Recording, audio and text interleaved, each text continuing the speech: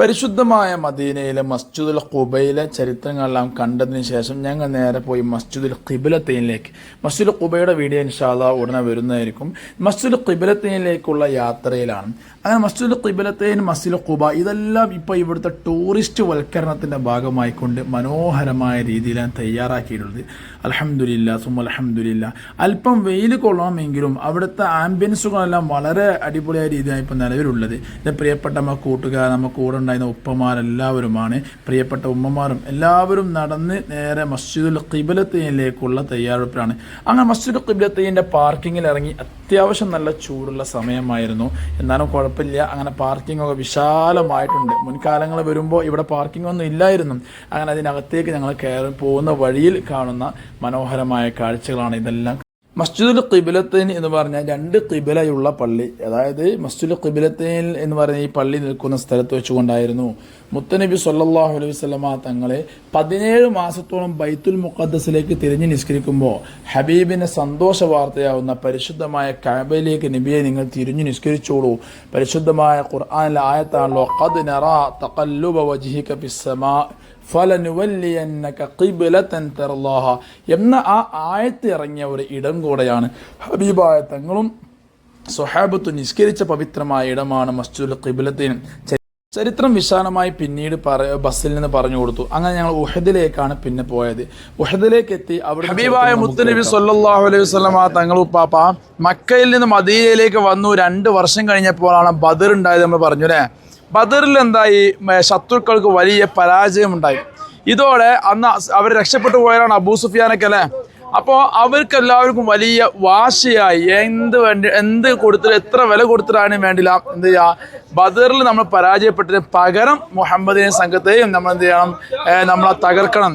അതിന് വേണ്ടി അവർ ആ നാട്ടിൽ പിരിവും തുടങ്ങി, പലതും തുടങ്ങി. എന്ന് പറഞ്ഞാൽ നമ്മളുണ്ടാവില്ല ഒരു സംഗതി വേണ്ടി എല്ലാവരും ഒത്തുകൂടാൻ വേണ്ടി. അങ്ങനെ എല്ലാവരും തീരുമാനിച്ചു 3ാമത് വർഷം, അതായത് ഹിജ്റ 3ാമത് വർഷം അവരെല്ലാവരും കൂടെ ഉഹദ് യുദ്ധത്തിന് വേണ്ടി തയ്യാറായിക്കൊണ്ട് വരികയാണ്. അന്ന് ഹബീബായ തങ്ങളുപ്പാപ്പയും സംഘവും 1000 പേരാണുള്ളത്. എന്നാൽ ഉഹദിലേക്ക് വന്നവരാണെങ്കിലോ 3000 പേര് കേട്ടാ. അങ്ങനെ വന്നു. ഇവിടെ നേരെ ഈ കാണുന്ന എല്ലാം ഞാൻ അങ്ങോട്ട് നോക്കി, ജസ്റ്റ് നോക്കിക്കോളും. ആ കാണുന്ന രണാങ്കണമാണ് ഉഹദ് രണാങ്കണം എന്നുള്ളത് കേട്ടോ. ഈ പള്ളി നിൽക്കുന്ന സ്ഥലത്താണ് ഉഹദ് യുദ്ധം, ഘോരമായ യുദ്ധം നടന്നത്. ഈ ഉഹദ് യുദ്ധം നടക്കുന്നതിന് മുമ്പ് ഹബീബായ മുത്തുനബി സല്ലല്ലാഹു അലൈഹി വസല്ലമ തങ്ങൾ സ്വഹാബത്തിൽ 50 പേരെ തെരഞ്ഞെടുത്തു. അവരോട് പറഞ്ഞു, നിങ്ങൾ ഈ ജബൽ റുമാത്ത് എന്ന് പറയുന്ന മലയിൽ കയറിക്കണം. നിങ്ങൾക്കുള്ള ജോലി എന്താ? ഈ മലയുടെ മുകളിൽ കയറി കഴിഞ്ഞാൽ അല്ലാതെ ഇപ്പോഴത്തെ സാഹചര്യമല്ല, പണ്ടത്തെ മല ഉദ്ദേശിക്കാൻ കേട്ടോ. അപ്പം മലയുടെ മുകളിൽ കയറി കഴിഞ്ഞാൽ ശത്രുക്കൾ വരുന്ന ആ വഴിയാണ്.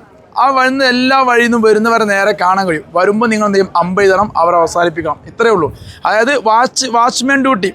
അങ്ങനെ 50 പേര് അവിടെ കയറി ഹബീബായ തങ്ങൾ പറഞ്ഞ പ്രകാരം. താഴത്ത് എന്തായി? ഉഹദ് രണാങ്കണത്തിൽ ഘോരമായ യുദ്ധം നടക്കുകയാണ്. കാര്യമായ യുദ്ധം നടന്നു. ആ ആദ്യ യുദ്ധത്തിൽ ഇസ്ലാമിന് വലിയ വിജയമുണ്ടായി. ശത്രുക്കൾ തിരിഞ്ഞോടി. ഇതിങ്ങനെ ഇതെല്ലാം കഴിഞ്ഞപ്പോൾ ഞാൻ മുമ്പ് നമ്മളെ നമ്മളെ ജിഅറാനി എന്ന് പറഞ്ഞിരുന്നു. ഞാൻ ഹുനൈൻ യുദ്ധം പറഞ്ഞില്ലേ? അതായത് പിന്തിരിഞ്ഞോടിക്കഴിഞ്ഞാൽ പിന്നെ കിട്ടുന്ന മുഴുവൻ എന്താണ്? ഗനീമത്താണ്.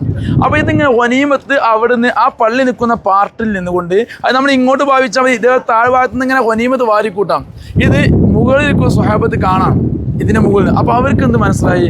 ഏതായാലും കഴിഞ്ഞില്ലേ, യുദ്ധം കഴിഞ്ഞ് പോയി. ഇനി നമ്മളുടെ ഇവിടെ നിന്ന് നിൽക്കുന്നത് അവരെന്ത് ഗനീമത്ത് വാരിക്കൂട്ടാൻ വേണ്ടി താഴേക്ക് ഇറങ്ങി. ഹബീബായ തങ്ങൾ ഇവിടെ പറഞ്ഞ വാക്കെന്താ അറിയാം?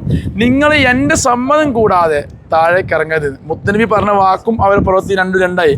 പക്ഷെ ഒരിക്കലും അവർ ധിക്കാരത്തിന് ഇറങ്ങിയല്ല. അവർ ചിന്തിച്ചെന്ന് വെച്ചാൽ കഴിഞ്ഞില്ല, ഇനിയിപ്പോൾ നിൽക്കണ്ടല്ലോ, അതാ ഉദ്ദേശിച്ചത്.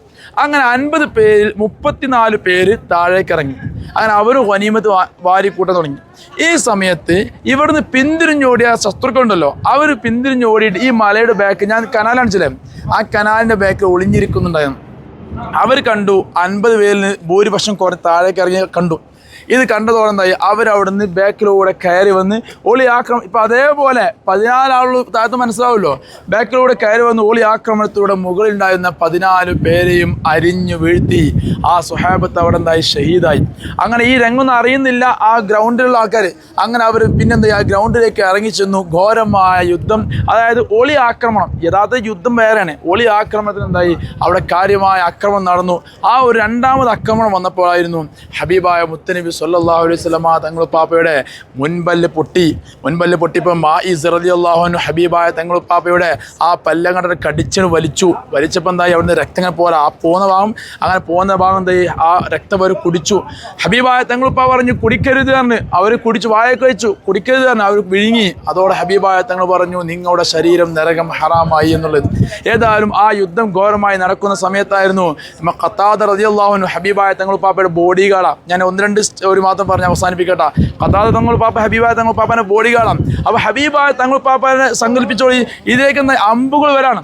അപ്പോൾ ഖത്താദ തങ്ങൾ പാപ്പ നെഞ്ചു കൊണ്ട് ഇങ്ങനെ വരുന്ന അമ്പുകൾ തടുത്ത്, 1 തടുത്തു, 2 തടുത്തു, പിന്നെ വന്ന അമ്പ് ഖത്താദ തങ്ങൾ പാപ്പയുടെ കണ്ണിലേക്കാണ് കൊണ്ടുപോകും. ആ കണ്ണിങ്ങനെ പോകുന്നു, കൃഷ്ണമണി ഇങ്ങനെ കൈക്ക് പോകുന്നു. ആ പോകുന്ന കൃഷ്ണമണിയും കൊണ്ട് ഖത്താദ തങ്ങൾ പാപ്പ ഹബീബായ തങ്ങൾ പറഞ്ഞു തങ്ങളെ എൻ്റെ കണ്ണ് പോന്നിരിക്കുന്നു, എനിക്ക് ഈ കണ്ണ് തിരിച്ചു വേണം. ഹബീബായ തങ്ങൾ പറഞ്ഞു നിങ്ങൾക്ക് സ്വർഗമുണ്ട് ഖത്താദ. ഹബീബായ തങ്ങളോട് ഖത്താദ തങ്ങൾ പറഞ്ഞു എനിക്ക് കണ്ണും വേണം സ്വർഗവും വേണം. ഹബീബിൻ്റെ ഷറഫാക്കപ്പെട്ട കൈകളെ കൊണ്ടെടുത്ത് ആ കണ്ണുകൾ വെച്ചു കൊടുത്തു. ആ കണ്ണതോടെ എന്തായി പഴയ രൂപത്തിലായി. ചരിത്രങ്ങൾ കാണാം ഖത്താദ തങ്ങൾ പിന്നീട് വാർദ്ധക്യകാലമായിട്ട് പോലും ഈ കണ്ണിന് തിമിരമൊക്കെ ബാധിച്ചു. പക്ഷേ ഹബീബിൻ്റെ കൈ കൊണ്ട് വെച്ചു കൊടുത്ത കണ്ണിന് യാതൊരു കുഴപ്പമുണ്ടായില്ല. അങ്ങനെ ആ ഘോരമായ യുദ്ധത്തിലായിരുന്നു പ്രധാനപ്പെട്ട ഒന്നായിരുന്നല്ലോ ഹംസത്തുൽ കർറാർ റളിയല്ലാഹു അൻഹു.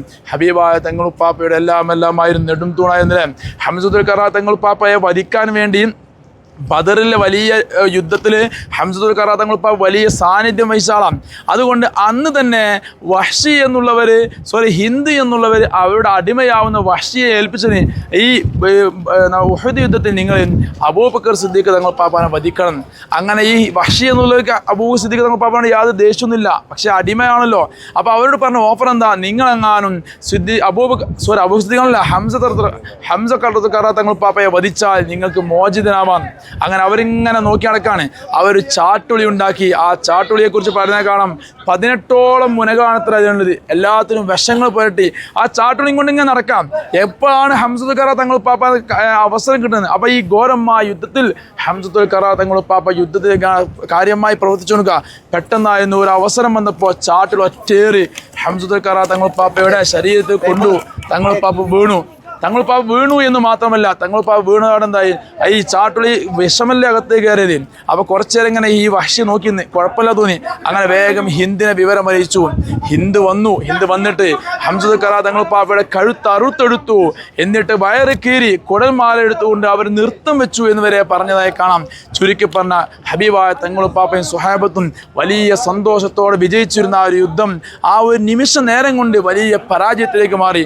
നിങ്ങൾ കേട്ടിട്ടുണ്ടോ എന്നറിയില്ല, ഹന്ന റളിയല്ലാഹു അൻഹു മണിയറയിൽ നിന്ന് മണ്ണറയിലേക്കാണ് ഒരു കഥാപ്രസംഗം കേട്ടങ്ങൾ എപ്പോഴെങ്കിലും. ഹന്ന റളിയല്ലാഹു അൻഹു നിലവിൽ വിവാഹം കഴിച്ചു. ഇന്ന് അവരുടെ മണിയറയാണ്. ഹബീബായ തങ്ങൾ പാപ്പ പറഞ്ഞു നിങ്ങൾ യുദ്ധത്തിലേക്ക് വരരുതെന്ന് പറഞ്ഞു.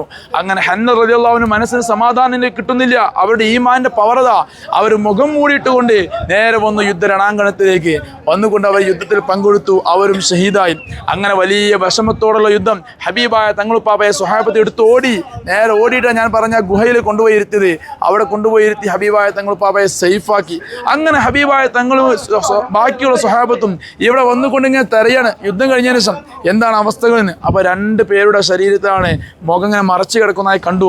ആരംഭപ്പൂവായ തങ്ങൾ വന്നുകൊണ്ട് ഒന്നാമത്തെ എടുത്തു നോക്കി. കണ്ട രംഗം എല്ലാമായിരുന്നു ഹംസത്തുൽ കർറാർ തങ്ങൾ പാപ്പ വികൃതമായി കിടക്കുന്നതെന്ന്. ഹബീബായ തങ്ങൾക്ക് വേദന സഹിച്ചില്ല. തങ്ങൾ പാപ്പ അവിടെ നിന്ന് ഇങ്ങനെ പൊട്ടിക്കരയാ. ഹംസത്തുൽ കർറാർ തങ്ങൾ പാപ്പ എൻ്റെ എല്ലാമായിരുന്നവർ ഈ ലോകത്തോട് വിട പറഞ്ഞല്ലോ എന്നുള്ള വേദന സഹിക്കാൻ കഴിയാതെ, കാരണം അവർ അത്രമാത്രം വികൃതമാക്കിയിരുന്നു അന്ന് ആ വഹ്ഷി എന്നുള്ളവർ ഹിന്ദ് എന്നുള്ളവർ. അങ്ങനെ ഹംസത്തുൽ കർറാർ തങ്ങൾ പാപ്പയെ കണ്ടു. രണ്ടാമത് മുഖംമൂടി കണ്ടു. അത് അഴിച്ചു നോക്കിയപ്പോഴായിരുന്നു അന്ന് മണിയറയിലേക്ക് പോയിക്കോളൂ, നിങ്ങൾ വരണ്ട എന്ന് പറഞ്ഞ മാഇസ് ഹന്ന റളിയല്ലാഹു അൻഹുവിൻ്റെ ആ ഒരു ഷഹീദായ ജനാസയാണ് കണ്ടത്. ഹബീബായ തങ്ങൾ പാപ്പ വല്ലാത്ത വിഷമത്തിലായി. അങ്ങനെ മുത്തുനബി സല്ലല്ലാഹു അലൈഹി വസല്ലം തങ്ങൾ പാപ്പയും സ്വഹാബത്തും കൂടി എല്ലാവരെയും അടക്കം ചെയ്തു. അങ്ങനെ ഈ ഹന്ന റളിയല്ലാഹു അൻഹു അടക്കം ചെയ്യുന്ന സമയത്ത് ഹബീബായ തങ്ങളിങ്ങനെ നടക്കാൻ വല്ലാതെ വിഷമം കാണിക്കുകയാണ് ഈ ഭൂമിയിലൂടെ. അപ്പോൾ തങ്ങൾ പാപ്പയോട് സ്വഹാബത്ത് ചോദിച്ചു, എന്താണ് ഹബീബേ തങ്ങളിങ്ങനെ നടക്കുന്നിടത്ത് ബുദ്ധിമുട്ട് കാണിക്കുന്നു? അപ്പോൾ സ്വഹാബത്തിനോട് ഹബീബായ തങ്ങൾ പറയാ, ഹന്ന റളിയല്ലാഹു അൻഹു ഷഹീദായത് ജനാബത്തുകാരനായിട്ടാണ്. മണിയറയിലല്ലേ ഉണ്ടായിരുന്നത്, അവിടെ വന്നല്ലേ. അപ്പോൾ ആ ഹന്ന റളിയല്ലാഹു അൻഹുവിനെ കുളിപ്പിക്കാൻ വേണ്ടിയിട്ട് മലായിക്കത്തുകൾ ഇറങ്ങി ഭൂമിയിൽ കാല് കുത്താൻ സ്ഥലമില്ല സ്വഹാബ. അങ്ങനെ എന്തായി അവരെല്ലാം ഭൂമിയിലെ മേഘത്തിൽ നിന്ന് വെള്ളം കൊണ്ടുവന്നിട്ടാണ് അത്രേ ഹംസ റളിയല്ലാഹു അൻഹു എന്തായി അവർ കുളിപ്പിച്ചത്. അങ്ങനെയുള്ള വലിയൊരു സംഭവങ്ങൾക്ക് സാക്ഷ്യം വഹിച്ച സ്ഥലമാണ് ഈ കാണുന്ന ഉഹദ് രണാങ്കണം. ആ പള്ളി നിൽക്കുന്ന സ്ഥലം ഇൻഷാ അല്ലാഹ് സൗകര്യപ്പെടാണെങ്കിൽ നമുക്ക് എന്ത് ചെയ്യാം, വിശദമായി പറയാം. ഇപ്പം നമ്മൾ ചെയ്യേണ്ടത് ചെറിയൊരു ആശയം കിട്ടില്ലേ, പരാജയപ്പെട്ട യുദ്ധം. അവിടെയാണ് ഹംസത്തുൽ കറാ തങ്ങളുപ്പാപ്പയുടെ മക്ബറയുള്ളത്. ഹംസത്തുൽ കറാ തങ്ങളുപ്പാപ്പയുടെ മക്ബറയെ കുറിച്ച് ഹബീബായ തങ്ങൾ പറഞ്ഞെന്താ അറിയോ, അത് മദീനയുടെ വാതിലാണ്. അതുകൊണ്ട് തന്നെ മദീനയിലേക്ക് ആര് വരാണെങ്കിലും ആദ്യം ഹംസ തങ്ങളെ സിയാറത്ത് ചെയ്യണം. ഞാൻ മക്കയിൽ പറഞ്ഞില്ലേ ഖദീജ ഉമ്മയെ, അതുപോലെ ഇവിടെ ഹംസ തങ്ങളെ സിയാറത്ത് ചെയ്ത് നിങ്ങൾ അവിടെ ദ്വാരന്ന് മദീനയിലേക്ക് പോയിക്കോളൂ, സ്വീകരണം പെട്ടെന്ന് കിട്ടും. ഇത് എൻ്റെ ഉസ്താദുമാർ ഒരുപാട് പേര് അനുഭവം പറഞ്ഞ് ഹംസത്തുൽ കറാ തങ്ങൾ പാപ്പാനെ സിയാറത്ത് ചെയ്താൽ പെട്ടെന്ന് ഇജാബത്ത് കിട്ടും. അതുകൊണ്ട് തന്നെ നമുക്ക് ആ സിയാറത്തും ചെയ്യാം. അത് കഴിഞ്ഞ് തിരിച്ചു പോരട്ടാ, ഓക്കെ അല്ലേ?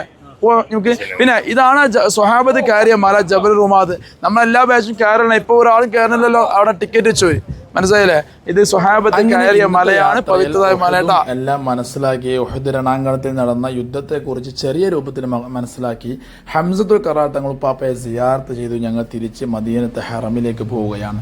പ്രിയമുള്ളവരെ, നമ്മുടെ വീഡിയോകൾ നിങ്ങൾ കാണുമ്പോൾ നിങ്ങളുടെ ഫാമിലി ഗ്രൂപ്പുകൾക്ക് അയക്കാൻ മറക്കരുത്.